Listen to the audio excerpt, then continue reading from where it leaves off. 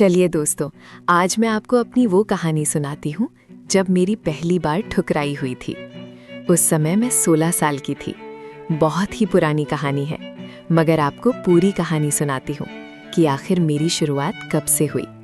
आप कहानी पूरी देखना, चैनल को सब्सक्राइब करने वालों को मौका दे सकती हूँ। अब कहानी शुरू करती हूँ। घर में कोई नहीं था। अम्मी अब्बू रिश्तेदारों के घर गए हुए थे और मैं घर में अकेली थी। मैंने सोचा उस्ताद जी के आने से पहले नहा लूं, फिर आराम से बैठकर पढ़ाई करूंगी। मैं कमरे के अटैच बाथरूम में नहाने चली गई। कुछ देर बाद बाहर आई तो सामने उस्ताद जी सोफे पर बैठे मेरा इंतजार कर रहे थे। कपड़े गीले होने की वजह से मेरे प्राइवेट हिस्से साफ नजर आ रहे थे। उस्ताद जी की जैसे ही मुझ पर नजर पड़ी तो उनकी आंखें हैरत से फैल गईं, क्योंकि मैंने नीचे वाले कपड़े नहीं पहने थे। उस्ताद जी जवान आदमी थे। मैं बेधड़क उस्ताद जी के बगल में किताब लेकर बैठ गई। अचानक मेरी नज़र उस्ताद जी की सलवार पर पड़ी तो उभार देखकर मैं शर्मिंदा हो गई। मेरे दिमाग में एक शैतानी ख्याल आया कि अगर थोड़ी सी मेहनत की जाए तो बात बन सकती है। मैंने जानबूझकर अपनी किताब नीचे गिरा दी और जानबूझकर नीचे झुककर किताब उठाने लगी। उस्ताद जी की नज़रें मेरे सीने पर ऐसे ही जमी थी जैसे कोई भूखा इंसान खाने की चीज़ को देखता है। मैं उठकर दोबारा सीधी होकर सोफे पर बैठ गई। आज तो वैसे भी पूरा घर खाली पड़ा हुआ था और किसी को शक भी नहीं होना था। आखिरकार मैंने थोड़ी सी हिम्मत की और उस्ताद जी का हाथ पकड़कर अपने सीने पर रख लिया। उस्ताद जी शायद पहले से ही इस बात का इंतज़ार में थे कि मैं कब उनकी दावत दूं और कब वो कुमारी लड़की का मज़ा चखें। इससे पहले कि उस्ताद जी आखिरी हद पार कर दें, मैंने एक शर्त रखी। मेरी शर्त सुनते ही उस्ताद जी ने हामी भरकर कहा कि मुझे तुम्हारी हर शर्त मंजूर है। जैसे उस्ताद जी ने हामी भरी तो मैंने सोफे पर ही उनके साथ मेरा नाम नूरीन है। मेरी माँ को मेरा एकेडमी जाना पसंद नहीं था, क्योंकि वो अमीर और मॉडर्न थी और वो चाहती थी कि उसकी बेटी सबसे पार्टी अलग रहे। इसीलिए उन्होंने मेरे लिए एक उस्ताद का इंतज़ाम किया जो घर आकर मुझे पढ़ाता था। वो उस्ताद मुझे पढ़ाने की भारी फीस ले रहा था। मेरी माँ फ़ख्र से कहती कि उसने अपनी बेटी के लिए काबिल टीचर का इंतज़ाम किया है जो बहुत ज़्यादा फ़ीस लेता है और उसकी बेटी को बहुत बेहतरीन पढ़ाता है। वैसे तो वो टीचर ठीक अदन था, मगर मुझे अच्छा नहीं लगता था। शायद इसलिए कि मैं अभी तक इस बात को कबूल नहीं कर पाई थी कि मैं अपनी बाकी दोस्तों की तरह एकेडमी में जाकर नहीं पढ़ सकती थी, बल्कि मुझे घर पर रहकर उस्ताद से पढ़ना था। शुरू में मुझे वो उस्ताद बिल्कुल अच्छा नहीं लगता था और ना ही मुझे उसके पढ़ाने का अंदाज़ पसंद आया था। मगर जब मैंने अपनी माँ से ये बात की तो उन्होंने मुझे झिड़क दिया और कहा कि मैं ये बहाने बंद करो और अपनी तालीम का मयार बेहतर बनाऊं और ये भूल जाऊं कि मैं अपनी और दोस्तों की तरह एकेडमी जा सकती हूं। और भी बहुत सारी हिदायतें मुझे दी गईं। तब मैं चुप हो गई और अपनी पढ़ाई में दिल लगाने लगी। दिल में मैं बहुत उदास थी और अपने दोस्तों के साथ पढ़ना चाहती थी, जबकि मेरी सारी दोस्तियाँ और बाकी के क्लास फेलोजन मुझ पर रश करते कि मैं इतनी अमीर हूँ कि मुझे घर पर इतना अच्छा उस्ताद पढ़ाने आता है। उनकी बातें सुनकर मैं भी नखरे में आने लगी और तब मैं अपना सारा अफसोस भुलाकर अपने उस्ताद से बहुत अच्छे से पढ़ने लगी। और जब मैंने दिल से उस उस्ताद को कबूल किया तो मुझे मालूम हुआ कि वो वाकई एक काबिल उस्ताद है और मुझे बहुत मेहनत से पढ़ाता है।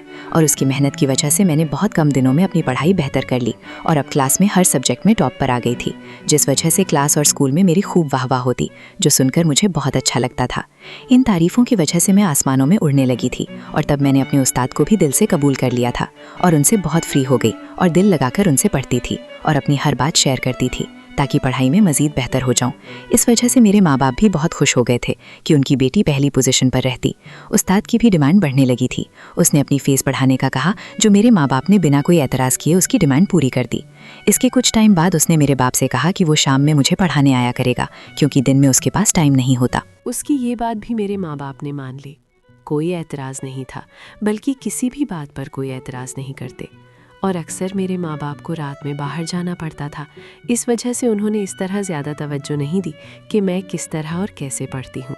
मैं खुश थी कि मैं पढ़ाई में बहुत अच्छी हो गई हूँ, मगर मैंने कभी सोचा भी नहीं था कि मुझे ऐसे वक्त से भी गुजरना पड़ेगा कि मैं जीने के काबिल भी नहीं रहूँगी। और कल तक जो लोग मेरे आगे पीछे घूमते थे और मुझे हसरत से देखते थे, वो बाद में मुझ पर थूकना भी पसंद नहीं करेंगे। उस शाम जब वो मुझे पढ़ाने आया तो हुस्बे मामूल मेरे वालिदैन पार्टी पर जाने के लिए तैयार थे। वो तकरीबन हर शाम या फिर रात ही किसी पार्टी या किसी शादी में जाते थे और पीछे मेरे पास दाइमा और एक मुलाजमा छोड़ जाती। मगर उस रोज़ दाइमा अपने गांव गई हुई थी और मुलाजमा इम्मा गांव गई की तबीयत ख़राब होने की वजह से क्वार्टर में जा चुकी थी और घर में मैं अकेली और तन्हा थी। और थोड़ी देर बाद उस्ताद जी मुझे पढ़ाने के लिए आए। मैं थोड़ी घबरा रही थी, मैं बिल्कुल अकेली थी, मगर मेरे माँ बाप को इस बात से फ़र्क नहीं पड़ता था और मैं खामोशी से उस्ताद जी से पढ़ने बैठ गई। उस्ताद ने मुझे पढ़ाना शुरू किया। सबसे पहले उन्होंने मुझे नंबर हल करने को कहा, तो मैं नंबर हल करने में इतनी मसरूफ़ हो गई कि फिर याद भी नहीं रहा कि मैं इस घर में अकेली हूँ और वो उस्ताद भी मेरे साथ बैठा है, जो वैसे तो मेरा उस्ताद था, मगर उस वक्त उसके दिमाग पर शैतान सवार था। और फिर अचानक ही उसने मुझे अपना भयानक रूप दिखाया कि बाहर मेहरबान नज़र आने वाला शख्स हकीकत में दरिंदा। उस दरिंदे ने मुझे अकेला पाकर मेरे साथ जो किया, उसके बाद मैं जीने के काबिल भी नहीं रही। मैं पढ़ने में मसरूफ़ थी तो उसने अचानक मुझ पर हमला कर दिया और मुझे भागने की मोहलत नहीं मिली। उसने मुझे बिल्कुल बेबस कर दिया। उसने मेरे जिस्म से सारे कपड़े उतार दिए और अपनी सख्ती को मेरी नावकी में दाखिल कर दिया। दर्द और तकलीफ़ की वजह से मेरी आंखों से आंसू निकल रहे थे, मगर वो इंसान नहीं, दरिंदा था। उसने मुझ पर बिल्कुल तरस नहीं खाया और मुझे आबाबों के समंदर में धकेल दिया। मैं बेबस चिड़िया की तरह बस फड़फड़ा कर रह गई थी। वो 2 घंटे मेरी ज़िंदगी के सबसे आबाबनाक थे। उस जंगली जानवर ने मुझे बुरी तरह हिलाकर रख दिया था। मैं तकलीफ़ की शिद्दत से बेहोश हो गई थी, मगर उस दरिंदे ने मुझ पर फिर भी तरस नहीं खाया। जब मैं होश में आई तो मेरी हालत बहुत बुरी थी और मैं मरने वाली हो रही थी, जिस पर वो घबरा गया और मुझे उस हालत में छोकर वहाँ से भाग गया।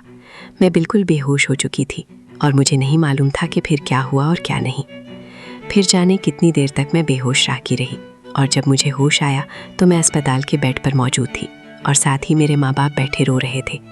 पहले तो मुझे समझ में नहीं आया कि मैं कहाँ हूँ और क्यों हूँ, मगर फिर जब धीरे धीरे मेरे होश जागने लगे तो वो पूरा मंजर मेरी आंखों के सामने घूमने लगा।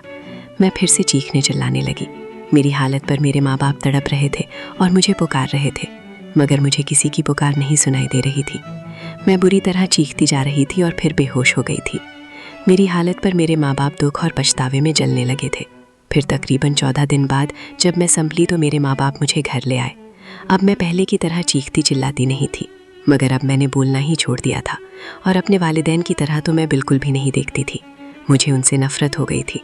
काश वो इतने आवागिल और लापरवाह ना होते तो मेरे साथ ये सब